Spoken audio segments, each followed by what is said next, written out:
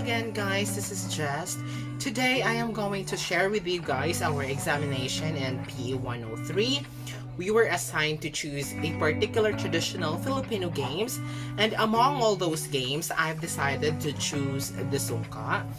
Not just because it is very fun to play with, but Sungka has a deep meaning in terms of my experience during my childhood days. During my childhood days, guys, I just wanted to share with you guys I was able to experience playing this game together with my cousins.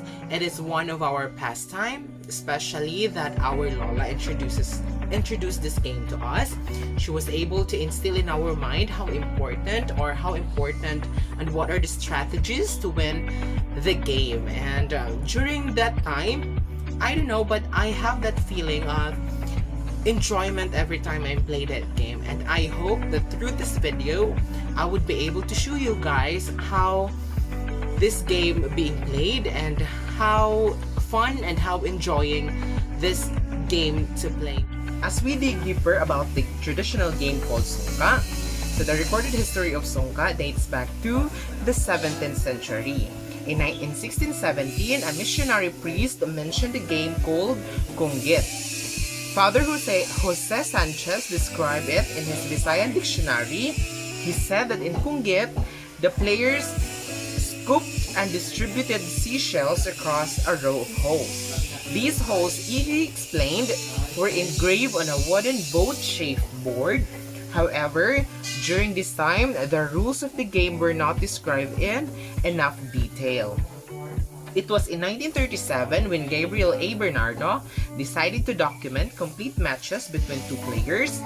Following his documentation, the bibliographer laid down the rules of Sungka that we know of today. Bernardo said the configuration of the board is two rows of 7 holes on both sides. These holes are of equal size. He further said that a bigger hole called the store is engraved at each end of the rows.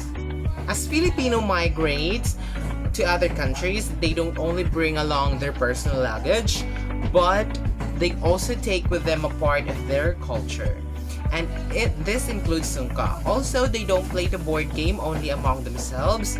Rather, they share it with the local communities. In fact, different Sungka events and tournaments are organized worldwide. So it is not just limited in our country, but it is also being played by the other countries.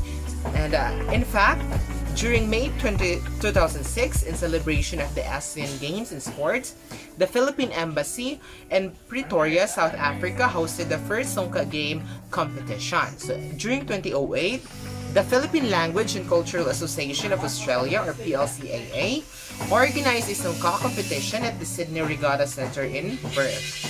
November 30, 2008, the first Sungka festival and tournament were organized in Vienna, Austria.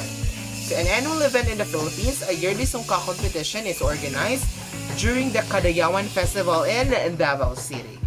For many Filipinos before, Sungka is not just a mere pastime, but it's also an educational tool too. They use it as an effective form of mental exercise. It's because the game helps the player improve his skills in calculation and mathematical thinking. So if we consider this game as an easy one, we should never do that, or we should never think of that way, because it is not just a game to have a pastime, but it's a game to improve our skills, especially our calculations and our thinking. Another day, another lessons that we have learned. Another game, another traditional Filipino games that we have learned, and that is Sungka. I hope that you guys will develop this kind of love in the game. Discover, search for it, try to learn how to play it, because it would really help us as a Filipino. As we own our culture, as we learn our culture, it would help us to go further in our lives, not just in our day-to-day basis. And remember, as Dr. Jose Rizal said, ang hindi marunong lumingon sa pinanggalingan ay hindi makakarating sa paroroonan. So let us keep on playing those games that symbolizes our identity as a nation, as a race, and we should always have an importance to those particular games, because those are the things that values our history, that values our